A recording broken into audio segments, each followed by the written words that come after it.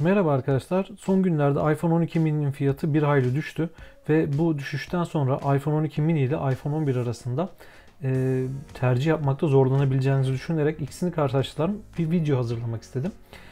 Özellikle farklı olan özellikleri üzerinden bu karşılaştırma videosunu yürüteceğim. Öncelikle arkadaşlar ikisinin arasındaki fiyat farkına bir bakalım. iPhone 12 mini'nin fiyatı 8500 TL iken iPhone 11'in fiyatı 7250 TL civarında. Yani aralarında 1250 TL'lik bir fark var.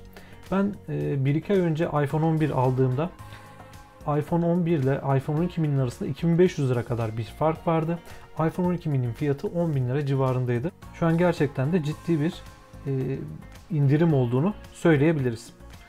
Aynı kalan özelliklere bir bakalım arkadaşlar. Kamera çözünürlüğü ikisinde de 12 megapiksel olarak duruyor. Bellek yani RAM miktarı ikisinde de hala 4 GB. Video kayıt çözünürlüğü Ultra HD ikisinde de. Fakat arkadaşlar burada video tarafında iPhone 12 mini'de aslında güzel iyileştirmeler var. Onlardan da ileride bahsedeceğim. İkisi de hala arkadaşlar IPX8 seviyesinde suya dayanıklı. Çıkış yıllarına bakarsak iPhone 12 mini 2020 yılında çıktı. iPhone 11 ise 2019 yılında çıktı.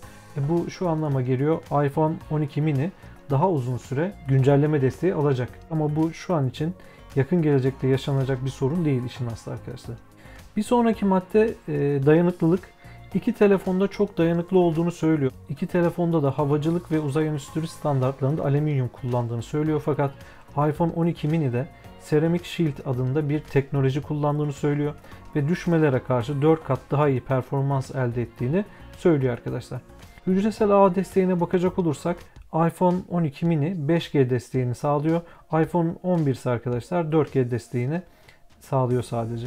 Diğer önemli nokta ise arkadaşlar ekran boyutu. Adı üstünde iPhone 12 mini son dönemde çıkan diğer iPhone modellerine göre biraz daha küçük 5.4 inçlik bir ekrana sahip. iPhone 11 ise 6.1 inçlik bir ekrana sahip. Tabi bu arkadaşlar dezavantaj mı avantaj mı bunu söylemek açıkçası biraz zor. Bu kişiye göre değişebilecek bir şey. Özellikle erkekler cep telefonu cebimizde taşıdığımız için küçük bir telefon avantajlı olabilir. Ayrıca arkadaşlar ekran gövde oranında da gördüğünüz gibi iPhone 11'deki oran %78.31 iken iPhone 12 mini'de %82.47'ye çıkmış. Yani çerçeveler daha da küçültülmüş. Ağırlık olarak da ayrıca olumlu bir yansıma var burada. Ağırlığı 194 gramdan 135 grama kadar düşmüş arkadaşlar. Yani iPhone 12 mini'yi tercih ederseniz daha küçük ve daha hafif bir telefon almış olacaksınız. İşlemci tarafına baktığımızda ise arkadaşlar iPhone 12 mini'de Apple'ın A14 Bionic işlemcisi var. A11'de ise A13 Bionic var.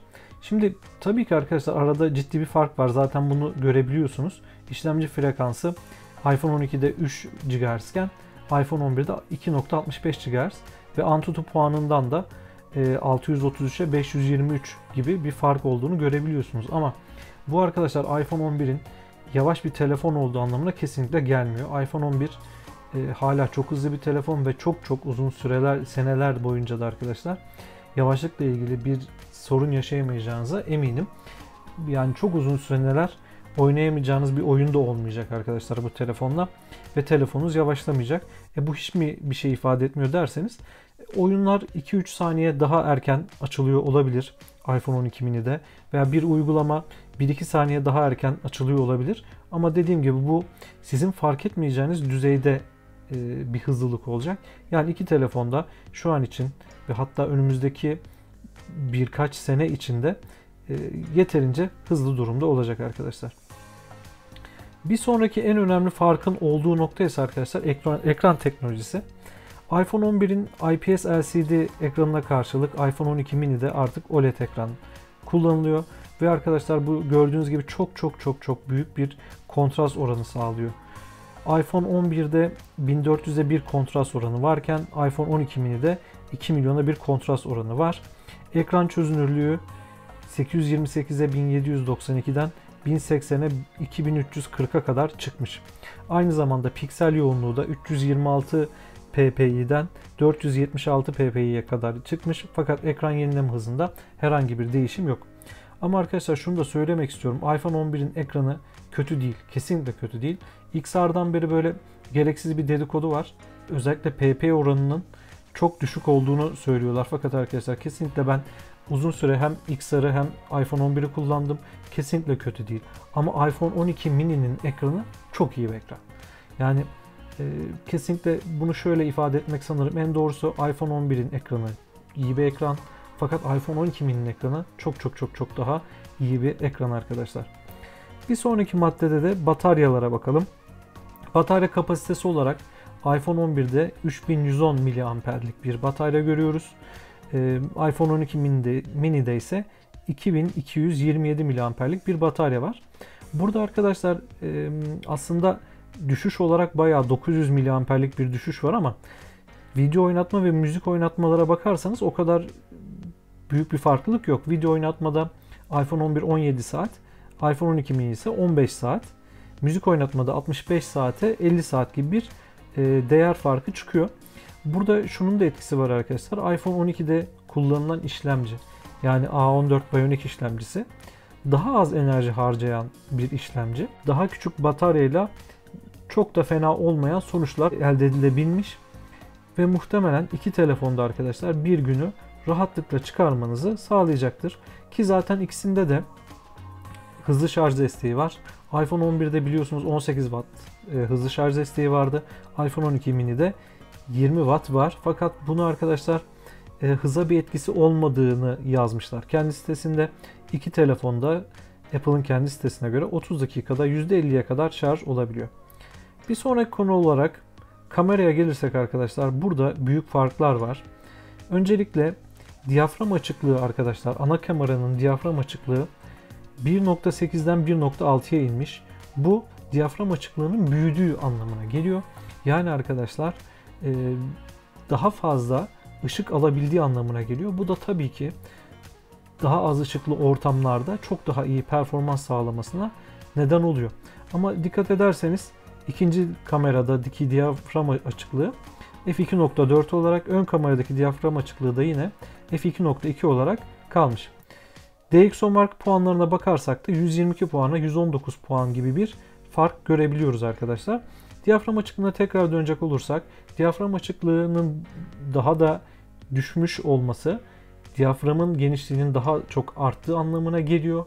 Ve arkadaşlar bu da daha fazla ışık alması anlamına geliyor. Ve netliği daha iyi yapabilmesini, odaklanmanın daha iyi yapılabilmesini ve bir fotoğraf çektiğinizde öndeki nesneye odaklanmanın daha iyi olmasını ve arkadaki bulanıklaşmanın daha hoş bir şekilde görünmesini sağlıyor. Onun dışında iki telefonda da Deep Fusion özelliği var. Bu iPhone 11 ile birlikte gelmişti zaten. Bu arkadaşlar gerçekten çok güzel bir özellik. Kabaca anlatmak gerekecek olursa iPhone'un Neural Engine diye tanıttığı bir teknoloji var. Siz bir fotoğraf çektiğinizde aslında 9 tane fotoğraf çekiyor ve bunların en iyi taraflarını birleştiriyor ve arkadaşlar çok daha detaylı ve kaliteli fotoğraflar ortaya çıkartıyor. Fakat iPhone 12 mini'de ekstradan arkadaşlar Dolby Vision özelliği var arkadaşlar. Bu gerçekten çok önemli bir özellik. Fakat bizim için çok önemli olmayabilir. Yani insanlık için büyük ama bizim için önemsiz bir adım olabilir. Şöyle açıklayayım arkadaşlar. Bu özellik sayesinde gerçekten çok daha fazla renk yakalayan videolar çekebiliyorsunuz. Ama bunu arkadaşlar izleyebileceğiniz yegane yer gene cep telefonunuz olacak. Yani eğer son 1-2 yıl içinde eğer televizyonunuzu değiştirmediyseniz televizyonunuz zaten Dolby Vision'ı desteklemiyor olacak arkadaşlar. Gerçekten çok önemli bir özellik. Fakat arkadaşlar ne kadar kullanılır, ne zaman hayatımızda tamamen yaygın hale gelir bu birazcık muallakta. Niye? Çünkü bakın mesela hala daha 4K ile biz video çekmiyoruz. Niye arkadaşlar? Çünkü çok büyük boyutlar kaplıyor ve bunları editlemek de zor oluyor ve birçok kişinin televizyonu hala 4K'da desteklemiyor veya televizyonu desteklese internet hızı desteklemediği için örneğin YouTube için bir video çektiniz. 4K olarak bunu çektiniz. Muhtemelen bu videoyu izleyen kişi bu videoyu 4K olarak izleyemeyecek. Niye? Televizyonu desteklese internet hızı desteklemeyecek. Yani bir şekilde 4K teknolojisine bile daha biz geçemedik. Dolby Vision'a henüz var gibi görünüyor. Ama arkadaşlar gerçekten çok büyük bir devrim olduğunu söylemem gerek arkadaşlar. Ama hemen hissedebileceğimiz başka özellikler de var. iPhone 12 mini ile gece modunda hızlı çekim yapabiliyorsunuz arkadaşlar. iPhone 11'de çok etkili bir gece modu gelmişti. Gerçekten önceki telefonlarda çektiğinizde hiçbir şey görünmeyen yerlerde bile iPhone 11 gece moduyla arkadaşlar güzel fotoğraflar çekebiliyordu. Hatta hemen onun örneğini göstereyim. Bakın burada bir XR ile çekilen bir görüntü var. Aynı yerde, aynı ışıkta iPhone 11 ile çektiğinizde ise böyle bir görüntü elde edebiliyorsunuz. Bunu sağlayan gece moduydu arkadaşlar. Gece modunu daha da iPhone 12'de öne çıkarmışlar. Mesela iPhone 11'de ön kamerada gece modu yok. iPhone 12 mini'de ön kameraya da gece modu gelmiş. Ve yine aynı şekilde iPhone 12'de ön kameraya da Deep Fusion özelliği de gelmiş arkadaşlar. Onun dışında sanırım söyleyeceğim son şey arkadaşlar, renk seçenekleri. iPhone 11'de çok güzel renkler vardı. Beyaz, kırmızı, siyah ve yeşil renkler yine ortak. Fakat iPhone 11'de olan mor ve sarı renk arkadaşlar iPhone 12 mini'de yok. Aslında bence çok sevilen renklerdi ama niye tercih edildi, niye kaldırıldı bilmiyorum.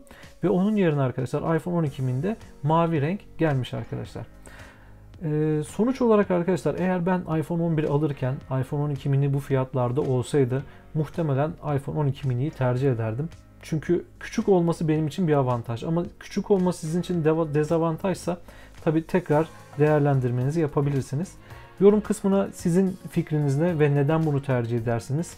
Onu da yazarsanız diğer arkadaşlar için de yardımcı olacağını düşünüyorum. Benim şimdilik söyleyeceklerim bu kadar. Eğer sorularınız varsa yorum kısmına yazarsanız çok sevinirim. Tüm yorumları muhakkak okuyorum ve elimden geldiğince cevap vermeye çalışıyorum. Ayrıca arkadaşlar destek olmak için kanalıma abone olursanız çok sevinirim. Görüşürüz.